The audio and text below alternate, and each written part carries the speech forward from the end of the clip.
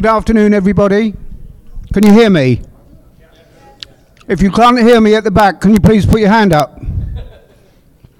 Right. Well, it gives me great pleasure, yet again, to introduce my good friend, well, my good friends, in fact, Steve Ritchie and David Theil, who are going to talk to us about the making of Star Trek. Before I start, can I just get a feel for who's in the audience? So, if you've ever owned a Steve Ritchie game, can you just put your hands up? Wow. Anyone not got their hands up? Wow. Pretty much everyone. All right, well, I'm sure you're in for a fun-filled hour. I'm going to hand over to Steve initially, and then he's going to bring David on board to talk about David's participation. Okay, thanks, guys. Thank you very much. Gary Flower's a good friend, a pinball historian. I appreciate his presence. I love to see him when I come to shows. And he's a dear friend. Great to be here. I like the Northwest Pinball show. I mean, I always have. I think I don't know if I was up here for the first one, maybe or maybe not. Was I? Yes. Okay, cool. That's it. Anyway, I'm going to take these off. I can't see. I'm here to talk about the making of Star Trek. And it's hard for me to be serious, so I won't. Making a game is a very difficult and interesting thing. I don't want to, tell you that no one can do it, but it is a big pain from the very beginning to the end, but it's a fun kind of pain. And I don't mean this kind of pain. I mean, it's pain all over your body, actually. You grieve about many things. I'm also very excited when I get started, and I have, expectations for what I'm going to get from, in this case, a licensor. And I started out, seeing the two latest Star Trek movies, and I'm a big Star Trek fan. I'm not going to lie. After I saw the first one, I thought it was great. And I don't really like Chris Pine's voice. The deeper voice is a little better. I like, Patrick Stewart. I think he was the ultimate captain, but still great movies, clever stories. I really liked, I liked Nero, but he was kind of a deadbeat. Hi, Christopher, I'm Nero. It was hard to get anything out of that for the game, but we embellished things thanks to this man. We'll get into David Theil in a bit. He's got a presentation about the making of the sounds, and it's like, I just want to say a couple words about David. He did a spectacular job. I can't really tell you, but the first time he sent a song to us, and the whole team was gathered around and we played it, we were totally inspired. I mean, just totally. It was rockin' war music. That's what I sort of asked for. And because Star Trek is a battle, the whole game is a battle, and you live it and it's fast and you don't get many breaks. Anyway, David put everything together. I'll let him tell you how he did that. Meanwhile, I'm going to talk about some of the things that we did in the very beginning. And I'm not a very good historian, so I have to thank Jim Schellberg. He was there in the factory doing a lot of stuff. Right now, thank you, Jim Schellberg. Do we have the first slide, Your Worship? Is that your name? No, his name is Michael Rain. And the guy is, I'll tell you what, the Northwest Pinball video blew me away. I thought, what a piece of work. It's so nice. Okay, this is Lonnie Rupp. He was a lead programmer in the game, but there were many programmers involved. Could we have the next one? And the next one, oh, okay. This is Mike Redoble. Mike Redoble did, he was responsible for the making of the Benjamin's carrier and other devices and parts that we needed in the game. He's a mechanical engineer, excellent with SolidWorks. I think he did a great job on the ship, I really do. Next one, please. And that is Mike again. I'm not sure what I'm doing. I think I have one of those fake cigarettes in my hand, those e-cigs. They're nasty. Next one, please. Okay, here, this man is kind of like a martial arts guy. I think he calls it bolo. It's Philippine martial arts. He's a character. He's a comic book collector. Every Wednesday he goes to the comic book store and buys a big stack of comics. He can tell me what's authentic about any, you know, like when I was making Spider-Man, okay? He would come in and say, Spider-Man didn't do that, you know? Okay, but it's in the movie. Anyway, he's, yeah, we have to do what's in the movie. So we're like friends, and it's an interesting relationship. He could beat me up, but very few other people at Stern could. Next one, please. And there's people that want to. Okay, this is the Vengeance, and this is like an aluminum foil-coated potato. Not really, not really. Actually, it was done to hide a flash lamp, and it's, you know, it does a job. It's interesting. It's an asteroid with only one S, asteroid. Okay, next, please. And this is Greg and I arguing, which we do all day. Greg Ferris on the right, great artist. Pat McMahon just described, well, we had him on screen for a long time. Let's get him off. Next slide. Okay, this is Shelley. I'm just doing people here because she's the one you talk to if you want to buy games and you're a distributor. Okay, like if you just want to buy a game, you have to go to the distributor, but the distributors talk to her. And she is a very nice lady, but can go from 0 to bitch in about 5 seconds. If she's got a sign in her office and it's really true, okay, do something she doesn't like, that's it. And she remembers like an elephant. Next slide. Okay, this is a new guy. His name is, I want to say Stephen Foster, but it's not right. Stephen Martin. And he's a character, a great artist right now. He's supporting Greg and doing a lot of the graphics work. He's also an idea guy, and he's got, you know, he's had a lot of ideas, and some of them are evident in Star Trek. Next slide, please. Another slide of Stephen. Good man, really hard worker, and enthusiastic. He did all the brochures. He just reminded me. Can we have another one? I'm not sure why these two play fields are there. Maybe if I stand here a little closer, I can see. No, I can't tell. I don't know what the difference is. I think they're just laying there in the, they might be like two different. Yeah, from this angle, I can't see, but one's good, obviously, and the other one's bad. Next slide, please.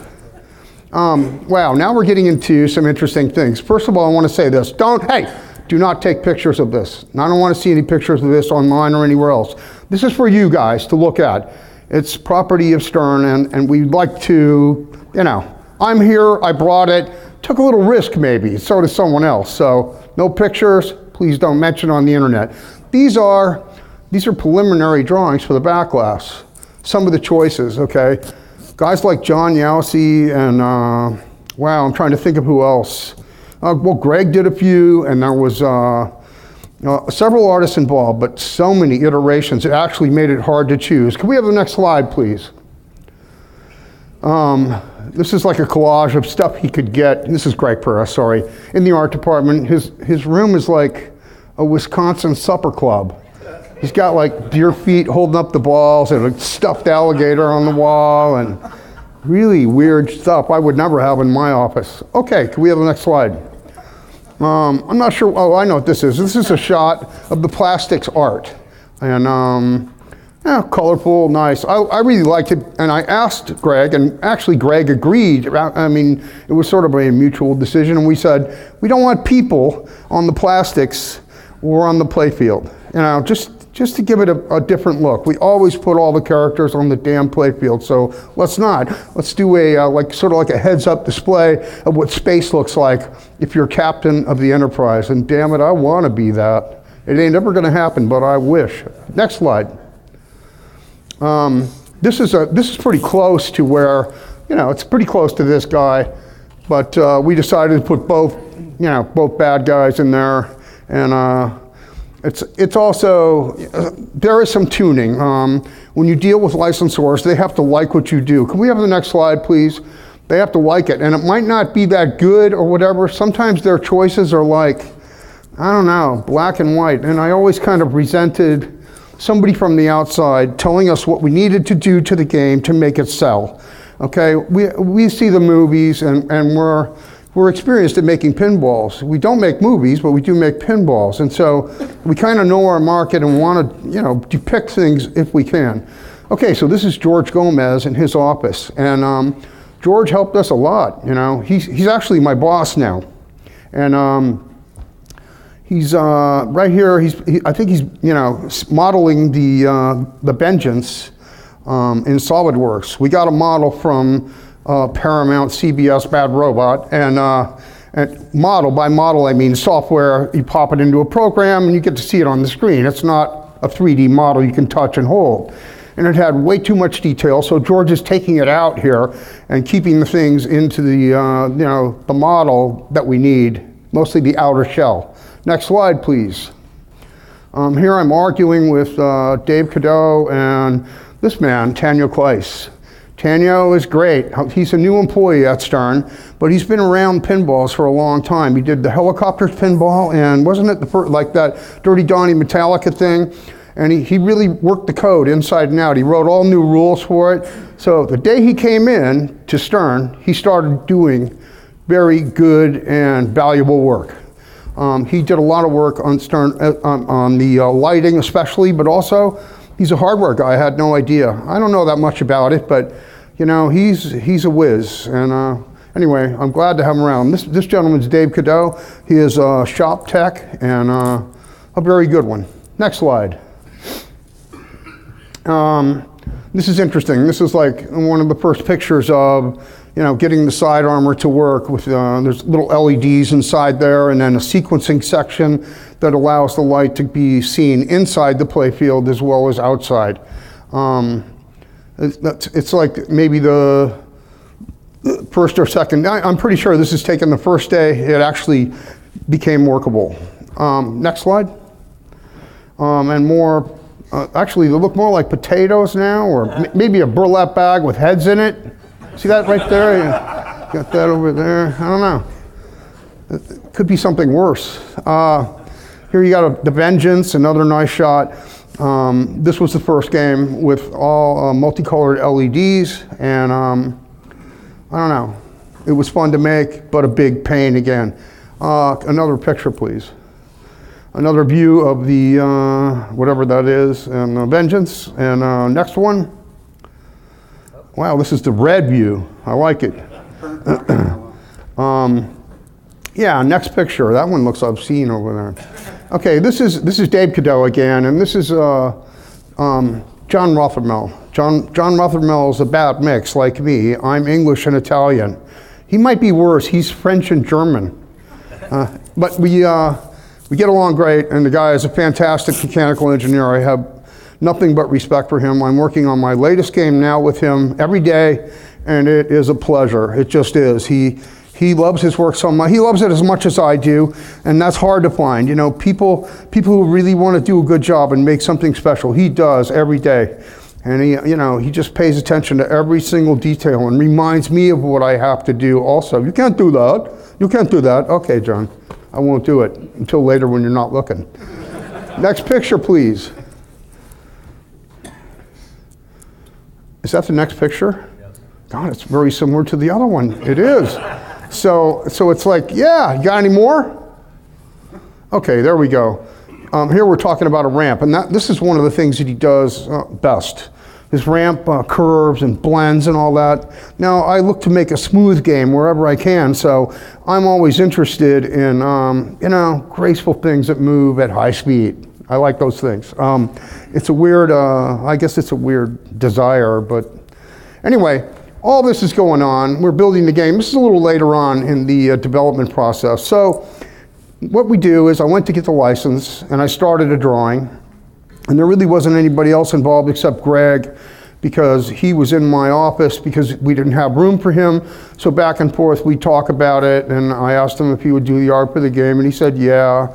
So we were beating things back and forth, and then finally we have meetings, and the first meeting is like everybody sits around and talks, and we want to highlight everything that we want in the game. It's just rough talk. It's like saying, okay, we want to pick up on Nero and definitely that ship that Spock was flying around and made great noise, which you reproduced excellently. Anyway, in the game, and there's a million things that we talk about.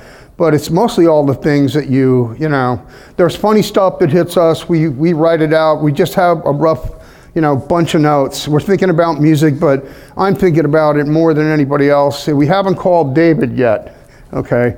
And finally, when we get some things together, we call David, and I don't know, what did I say? I gave, you know, I had a few beats and songs that I wanted. I definitely wanted, you know, the ball shooter, you know, waiting tune. I don't know. I just had, you know, he picked up on it. It's really cool because I'm going deaf. I can't hear music, but I can't hear pitch. I should be more clear about that. I can hear music, I can understand music that I've heard before, but new tunes, forget it, it's not happening. And anyway, working with David's always interesting, always good, okay? I like working with David because he delivers good stuff and he has a passion of his own about making great music. And I'm gonna turn it over to you. Whoa, I'm ready. Hello? Am I ready? Not yet?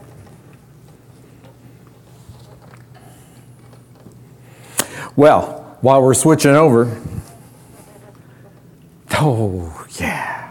Yeah.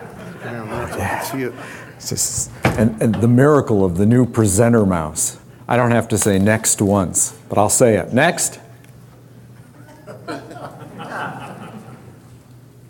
And there's no sound. That's sad. Oh, okay. We'll do it again. Shut up. Do it again.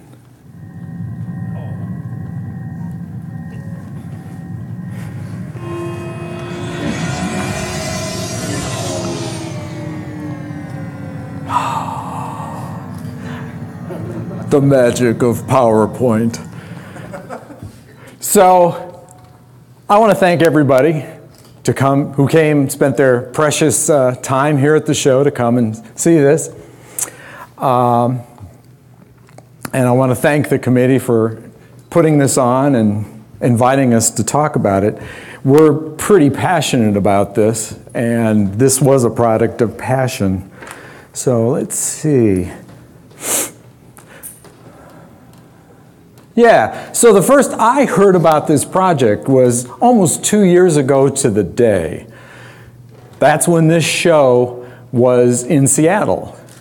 And Steve said, I want to talk to you about something. I said, okay. So he buttonholed me outside in the area outside, you know, where we could communicate without so much noise. And he said, I'm going to do a Star Trek game. And it's really going to be good. And would you like to, you know, do sound? I said, yes. I didn't have to think about it very long because for somebody in my role, you know, I try to make games that I work with good, but I can't make a game good. So, and I've worked on a lot of games, and so when I know I'm going to work on a Steve Ritchie game, I know it's going to be good. And I can only try to help make it better. And so it's really exciting. So then some time elapsed. That's in 2012. And I'm doing games for Stern. And I'm finishing up something. And I submitted my final invoice for that. And it's not atypical. Stern has said nothing to me about the next project. I'm like, well, okay, I get some time off. Somebody else must be doing Star Trek. Okay. So I sent in my final invoice. I think that was, I don't know what it was, X-Men. And then on June 6th of 2013, I got a call or some email or something and Steve said, am I still interested? And I said, you bet you. And I'm a huge fan of the Star Trek genre, and of course it's Steve, so no question.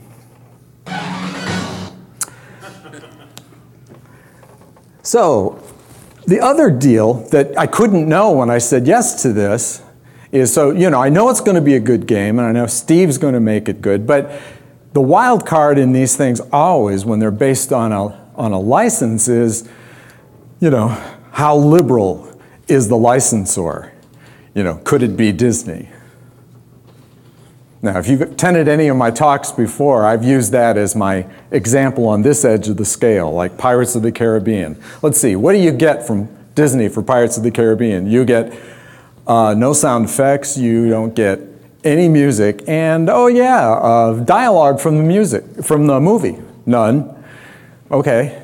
And let's see, you can write some lines. Hey, I have custom lines about the game that Captain Jack could say, but they can't refer to anything that says anything about pinball or rules or modes or anything.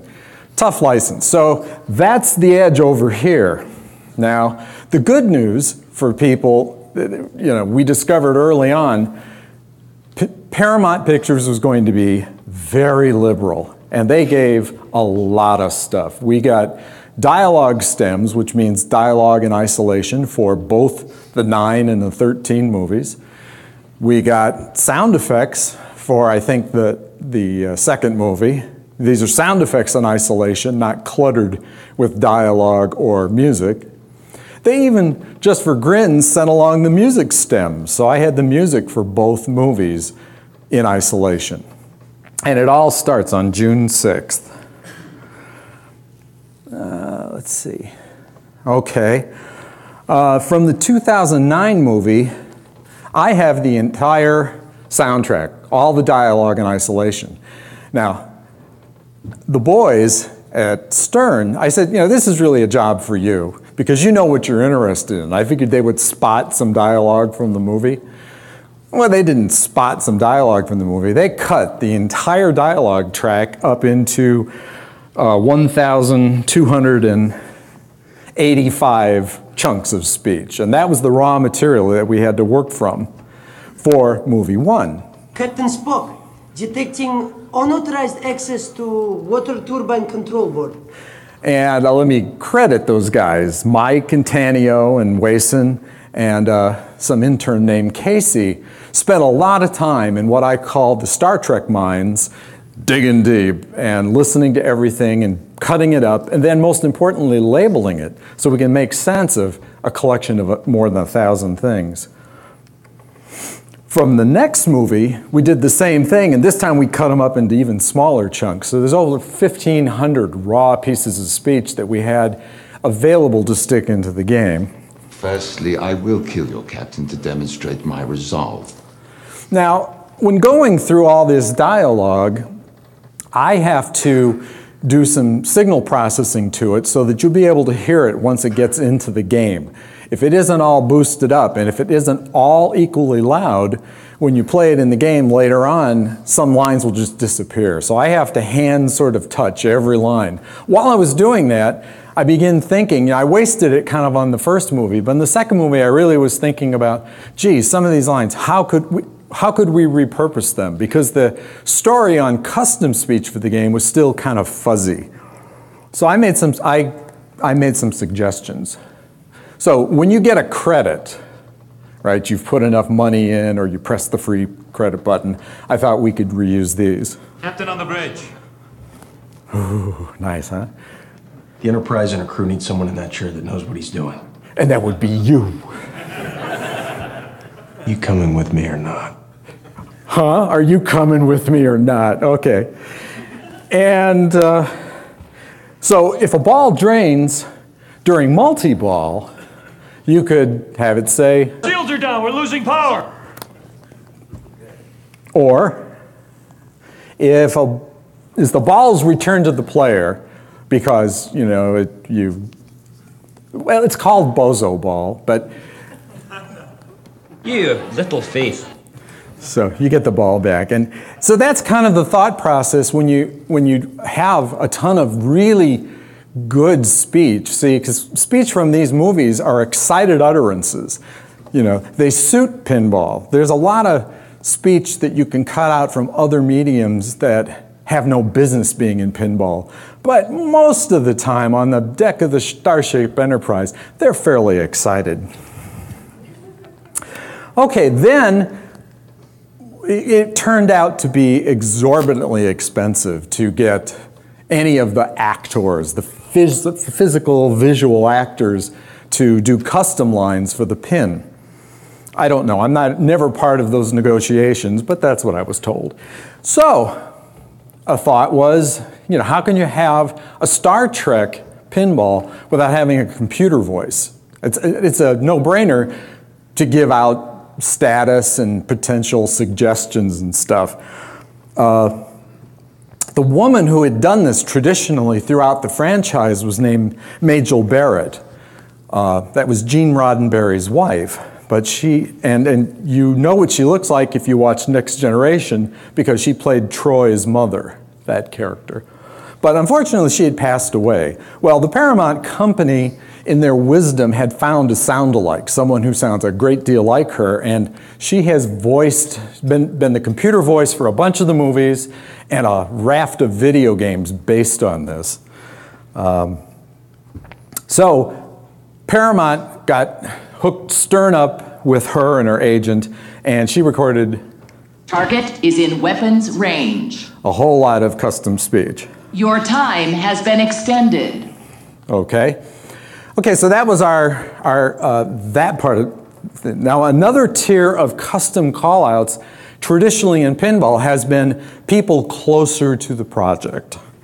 So the first character that Stern managed to get Paramount to agree to was a new character that wasn't in any of the movies, and that character's name was Admiral Stevens. Now, that's a picture of the first recording session when Admiral Stevens was recorded. And all those little green things are takes. That's the beginning and the end of something we want to use, determined by Stern. I try not to get in the middle of that. And here's more detail. You earned two silver medals. I hate that.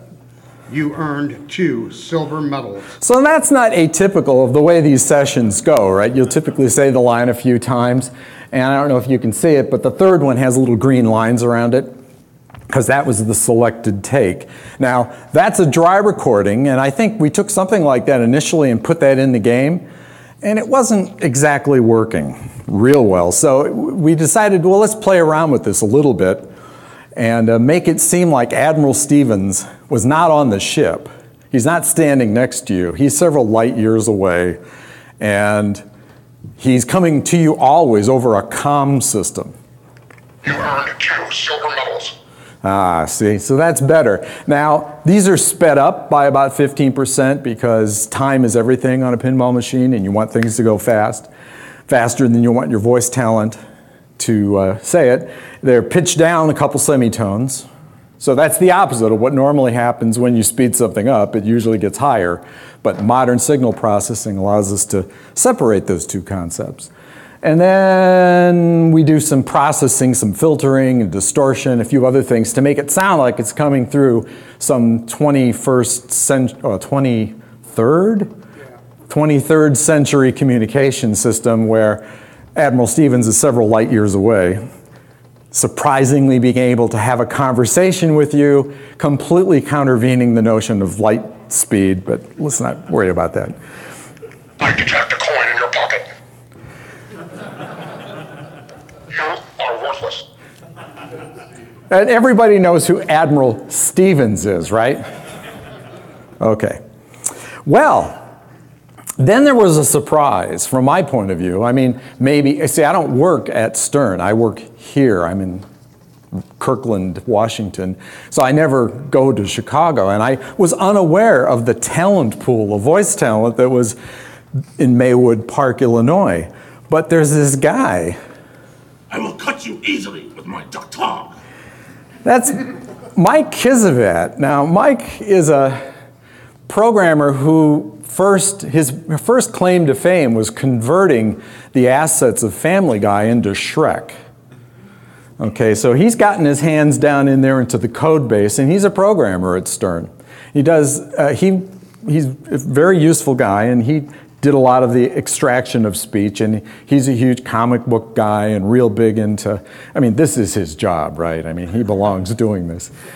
And now, let me tell you, as a sound guy, sound engineer, I cannot take any of you and turn you into a good Klingon. The raw material has to be right. But with a little signal processing, I will cut you easily with my doctor. that could just be like from Next Generation, you know? We're talking, that's okay. Okay, so now you could be asking David, how come I don't think I hear 3,000 voice clips in my Star Trek LE? Say it.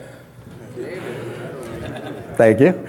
So, you're correct. You don't hear 3,000 because this is built on the SAM system. The SAM system is venerable and was designed about 8 years ago, 9 years ago. And in fact, the default SAM system was doubled in size to accommodate Star Trek. But there are limitations. So for reasons of both space and also a lot of the movie lines, I mean, you can cut them all out, but a lot of them don't really belong in a pinball game. So the good ones, the really good ones are in the game. And okay, no, I'm not gonna say anything else.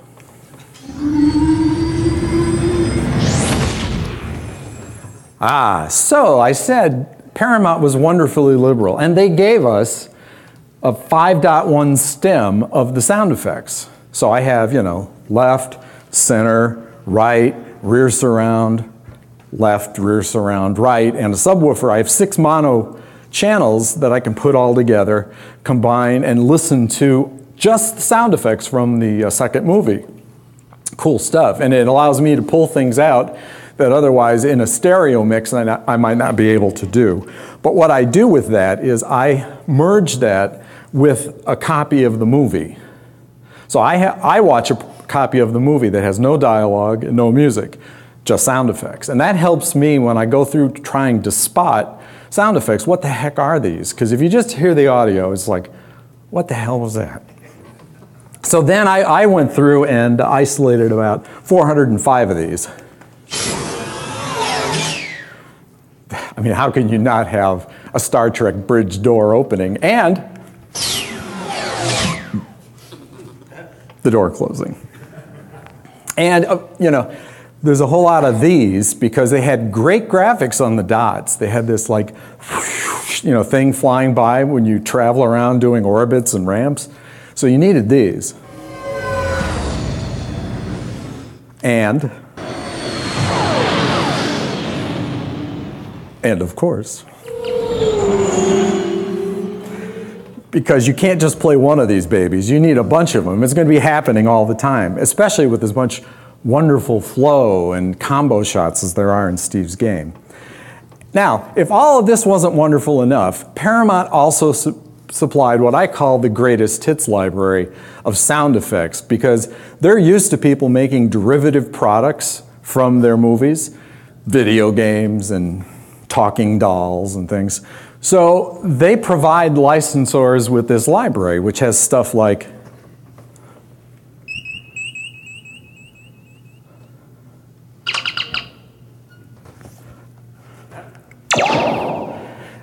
I must have had 45 different kinds of phaser kinds of zingies. Cool stuff.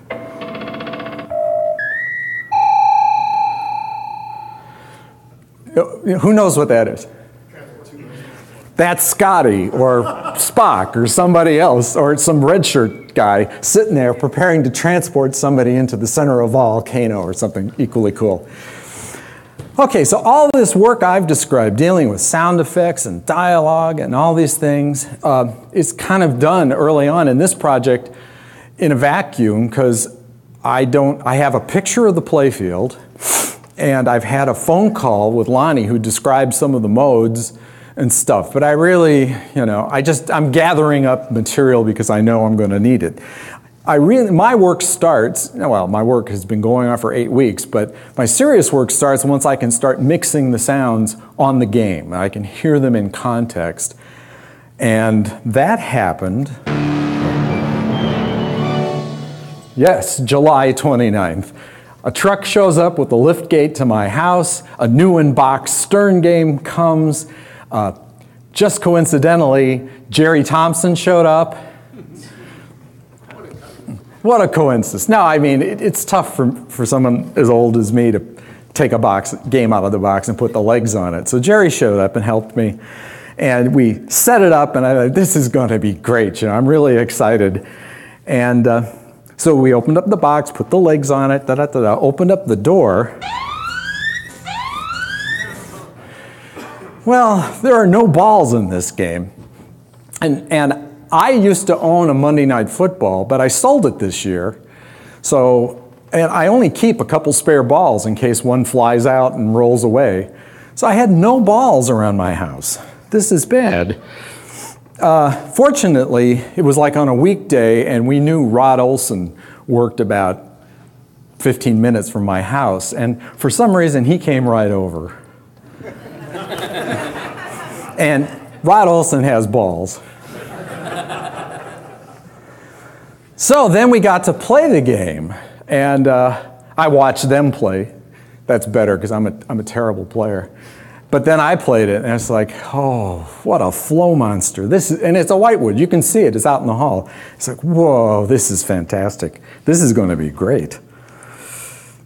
Okay, so I've talked about speech, and I've talked about sound effects. I'm just going to say a few things about music. There are a lot of influences for the music of the Star Trek pinball game. Now, I understand that a lot of people, when they get these games based on a metaphor, they really want it to be as much like the movie or movies as possible. And in that spirit, I they gave me the stem, so I spotted 69 music cues from the first two movies. From Michael Giacchino, or that's, I've been told how you say it.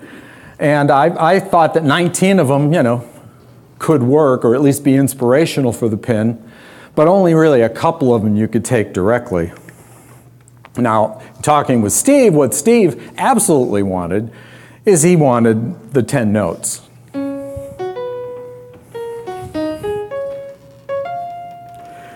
But see, Paramount can't give us the 10 notes, and so an extended negotiation occurred with the Alexander Courage's family, because he's dead. I gave them a version of this. It's kind of a lounge band version of it. It was tricky to figure out, but I didn't want to spend a lot of time doing the full orchestra because it wasn't clear really up until maybe 5 weeks, 6 weeks before the game went out, that we were even going to get this license. But we did, and once I heard that, I rendered this. This is my orchestra.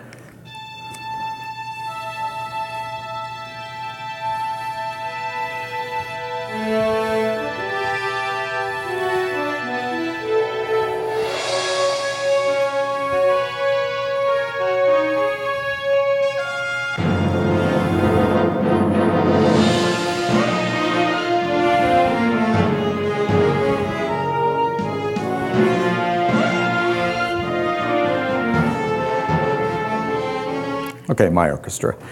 Then Steve went on to say he wasn't really all that interested in any of the tunes from the Michael Giacchino, and I sort of agreed, but I was thrilled because this means I get to write Star Trek music.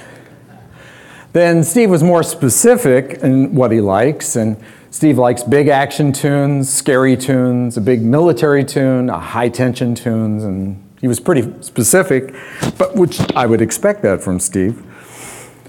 Now, that's one of my inputs. My other input is in the overall context of the Star Trek universe. Fabulous people have written music for this thing. Alexander Courage wrote the theme you heard. Then Jerry Goldsmith wrote for the television show and several of the movies. And then my absolutely favorite is James Horner, who did Wrath of Khan. And these are some pretty big shoes to fill. I was very excited to try, and so.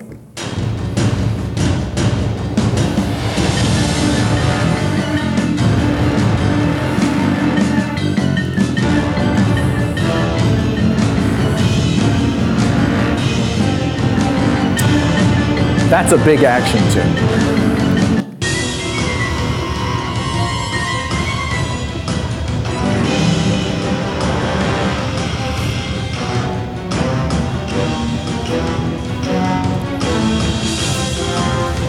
And that's a scary tune.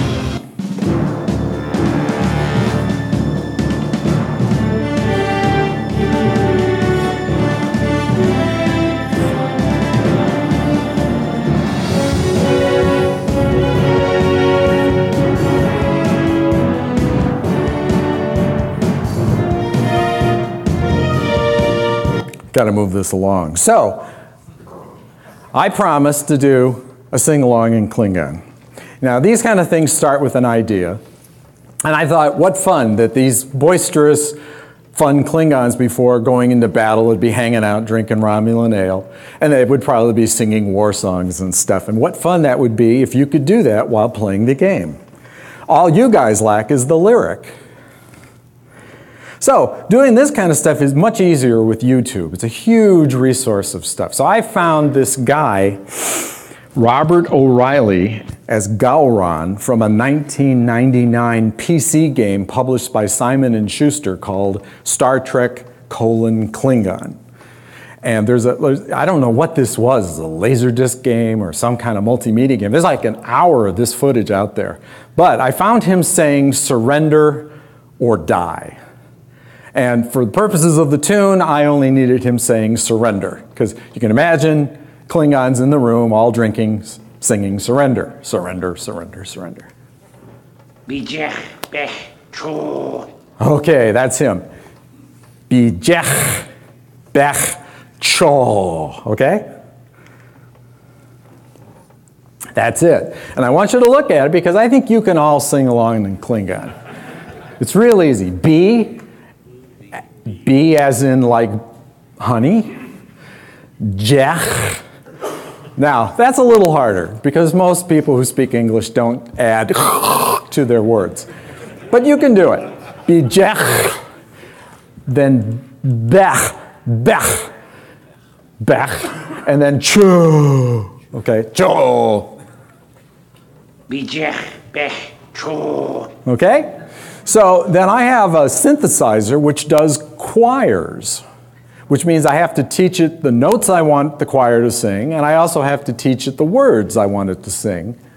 And so in its language, in its format, that's how you tell it to do bijech, bech, cho. And now this is what the choir sounds like by itself. Drunken Klingons.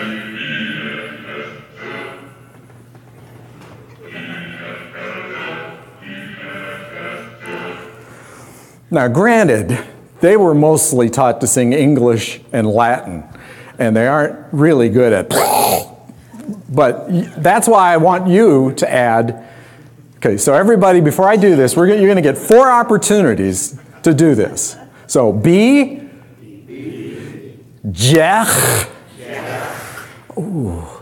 Bech, Cho. Okay, here's the fully orchestrated version, and you will see the words, and you get 4 tries, and I want to hear you all do it.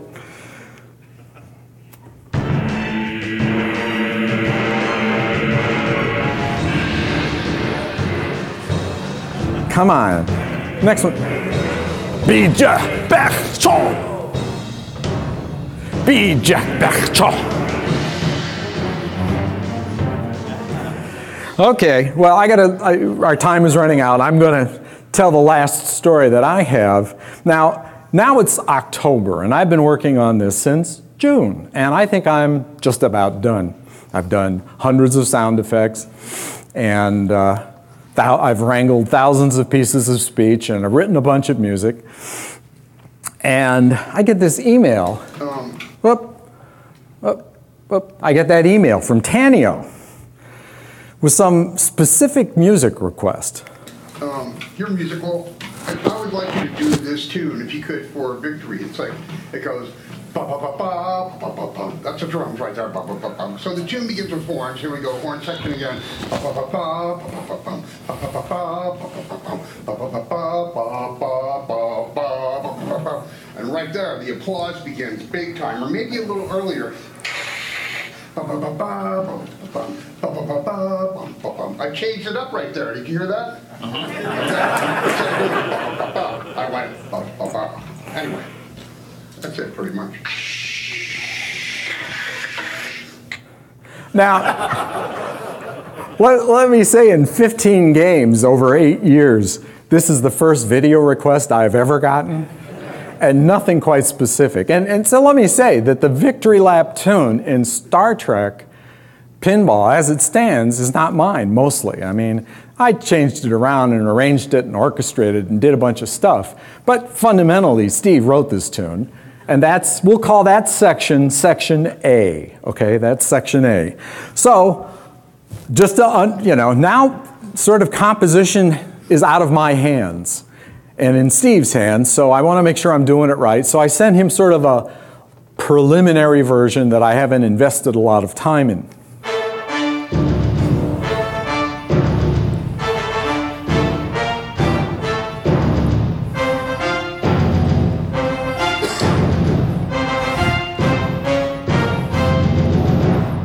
Okay,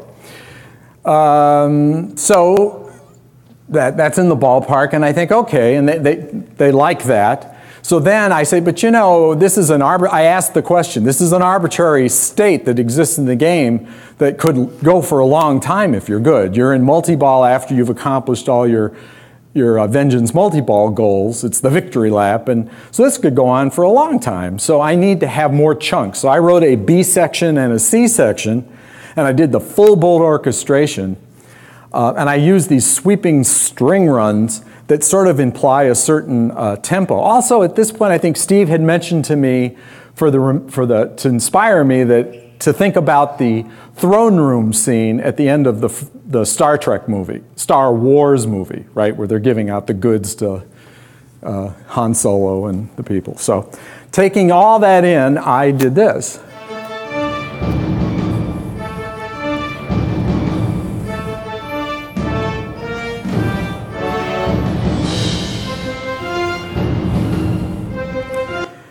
Well, okay, that's not going to work. I mean, looking back on it, I must have been crazy to submit anything that slow. And I'd written a B and a C section, and this is the response that I got for that.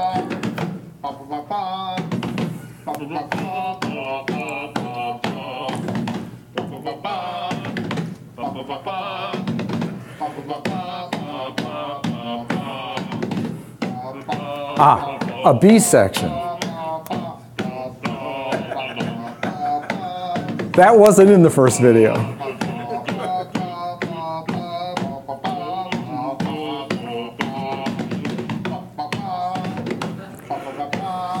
Sounds like a Russian military march. That's fine. It's got a little sadness to it, a little negative, a little minor. Yeah. Get out there and die. That's right. Yeah.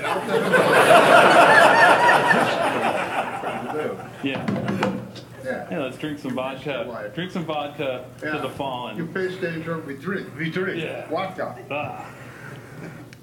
Okay, well, I think the implication there was I wasn't understanding it with only Steve singing it. And if Tanio and Steve sang it together, I would get it. So, I understood, and I understood the first one was too slow and stuff. I didn't take the B section seriously enough, and I took my original one and I sped it up, and I revoiced the brass a little bit, and I'll play a little more of it here. You'll hear the B and C section, which I like, and I think they're very heroic, but still, okay.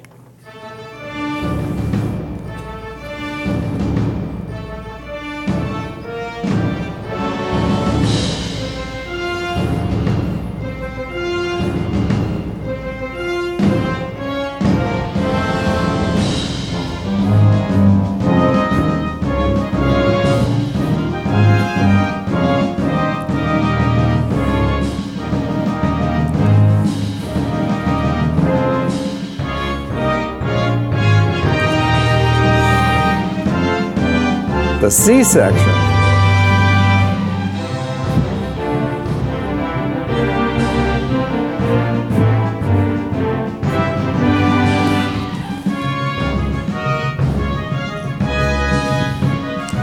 This Smothers modulating all over the place. I mean, I put a lot into this. Oh, another modulation. Well, I think I'm done. No, I'm not done. So here's feedback from, this is from Tanio. Even faster, please. In section A, the trumpets need to be longer and stuff. We're getting some detail about trumpets.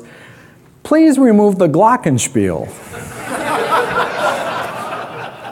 See, John Williams can use glockenspiel. James Horner can use glockenspiel. You don't get to use glockenspiel. Okay? And then there's more detail about stuff and how it sounds like John Philip Sousa, which I thought for a military Star Trek march wasn't exactly criticism. Blah, blah, blah, blah, blah. Oh, and the reference to the Star Wars music, we don't want that.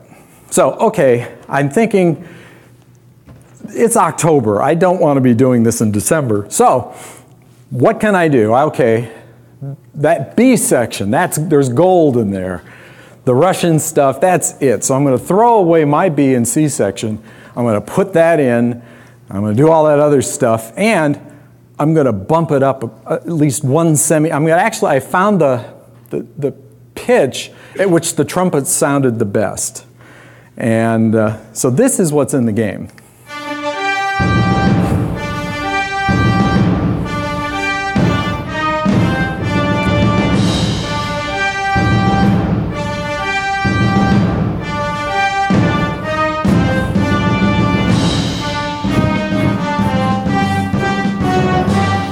We drink now.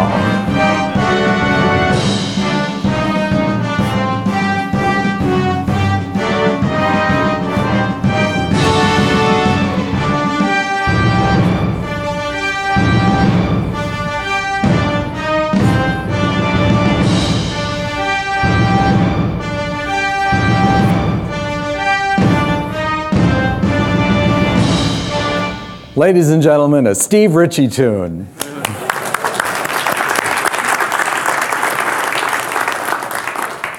All right, so quick thank you. Thank you to Brian Cady, who was instrumental in putting this thing together. He had a certain amount of passion about wanting to put together this making of Star Trek. And Rod Olson for his balls. Jerry Thompson for helping me set the ST up. And then Julie, Gary, and Roy, who midway in the project, after it was quite mature, they came out to check it out, and they had an awful lot of enthusiastic feedback that made me only confirmed what I sort of knew about the game, that this was going to be terrific.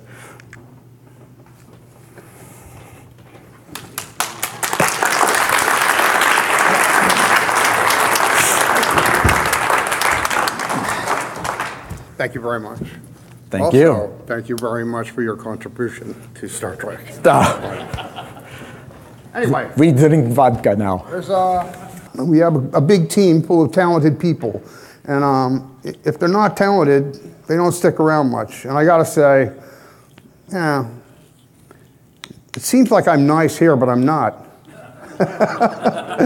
No, I'm not really mean. I try to be a good person, but I only want the best for my game. I only want people to do their best work, and I also, you know, being a game designer for any company is a big responsibility. We have a field, you know, huge, 3,000 people depend on us. If you look at all the vendors and their families and everything else, all the people that make things for Stern Pinball and all the people that work on the line, it's a huge responsibility. So we want to make the best games that we can, and that's what we do. We make pinball machines. I could go into more, but it's, you know, I don't know when to quit. We're over a little bit here, and so I'm not sure if I should continue or not. I think I will end that conversation, but if you guys would like to field a few questions, I'd be happy to answer them with the help of Gary Flower. What about, you've got some video? That's too far away, and you know it, my friend. You've got some video to show. I do. I'd like to show it at the very end. I want to take some questions, because the video is like, I don't know, it's interesting, I suppose. Not to me, you know, but it'll be interesting to you. Does okay, yes, sir.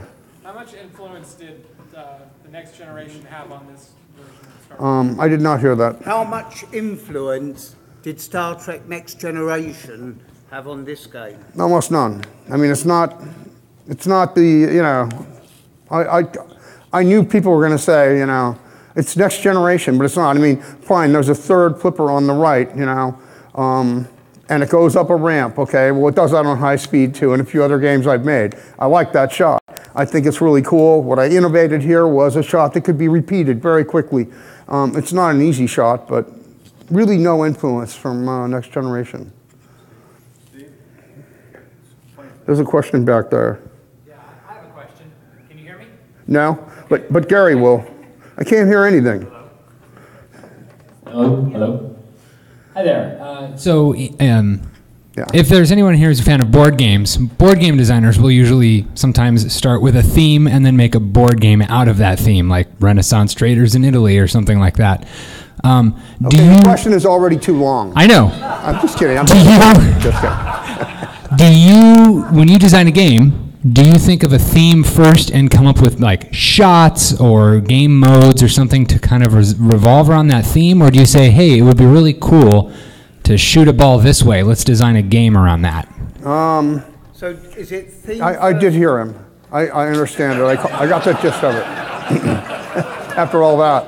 Anyway, now I start with a theme usually. You know, it's like if you got a good theme and you're, yeah, well, the first thing I do is when someone says a title to me or I see it, you know, I went to the movies. I watched Star Trek movies. You know, I was blown away. I think Star Trek 2009 was better than Into Darkness, but but still, it was a nice, everything is perfect for a pinball machine, you know, space. I could see how the shots would be. I could hear the music. I could, you know, feel the emotion that goes on in the game. And that's what this game was about more than anything else. I think we're really getting good at, you know, at immersing people into the game. If you can't hear it in an arcade, I can't help you. There's nothing I can do. You can tell your operator to turn it up. Maybe we should really put a headphone jack on the game. But we should. We probably should. And I'll bring it up again and see what we can do on the next game. Thank you. Is there any more questions? Okay. Do you feel under more or less pressure in the parts budget versus the Williams days? In other words, do you feel you can spend as much on... He made a comparison between Williams and Stern. That's all I got. With Williams, the assumption is you had more money to spend. Are you limited in your budget at Stern? Actually, you take a look at Star Trek. I don't know how you could ask me that. You take a look at LEs, or you take a look at... I think I'm off the air now. I'm not sure, but... Oh, I see it's falling off. Okay, how about if I do this? Does that work? All right, little teeny mic. I said C. Yeah, this will work. All right, anyway. Now, okay, you have to look at pinball in different eras. When we were making pinball at Williams, it cost X dollars because that was the economy then. Okay, copper, steel, electronics, PC boards, LEDs, everything has gone up since those days. So it's like, I'm not restricted in my LE budget, but we do, you know, I have to make a pro game that meets a budget because I want it on the street. If we don't grow that part of it, we're going to have a tough time. Most of you guys are enthusiasts. We love you, okay? I love you, certainly. All right, anyway, it's important to get that out there, but for a street game that people can afford, you know, they just don't make as much money as they used to, okay? I had a Black Knight, yeah, I guess in 1981, make $1,000 a week at the Broadway Arcade, you know, on 42nd Street in New York, okay? That just doesn't happen anymore. It's a miracle. Somebody's reporting that Star Trek can do $250 a week, okay, and this is 2014. So we're trying to make the games more affordable so that they can, you know, pay for themselves sooner, return on investment. And it's also with less complexity, you end up with a lot less problems. And with mechanical things, that's the story. I'm not sure if it answers your question, but that's the true answer. Any other, sir? Madam? Oh, yes, sir. Can you tell George Gomez to come back and visit us? Can I tell you who? George Gomez to come George back Gomez? and visit No, us. I'm never going to tell him that. I don't like the guy. That's not true. That's not true. George is one of my good friends. He's helping me right now in my next game. He's responsible for a lot of the look on Star Trek. I had most of the ideas for the cabinet and the other stuff, but he made it look good. And yeah, this is the team. Yeah, pretty much. Well, George isn't in this picture. He's like kneeling down below, I guess, or something. Anyway, I'll tell George. I will. Any others? I have to stand over here to see you. I can't, but I'm not allowed to. I have to stand here. Okay, so no more questions. I just want to say this. Thank you very much for having me here. I totally enjoyed it. You know, I love pinball, and I love to talk to pinball enthusiasts and relate to you guys. Every time I talk to you, I learn more. I bring it back, and I try to deliver what you guys want to see in a pinball machine. Thank you very much.